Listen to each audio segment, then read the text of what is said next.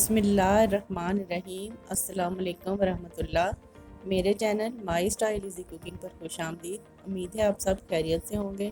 आज हम बनाएंगे एक मज़ेदार सी स्वीट डिश। जब हम छोटे थे तो हमेशा यही सुना करते थे, आज कुछ मीठा बना लें।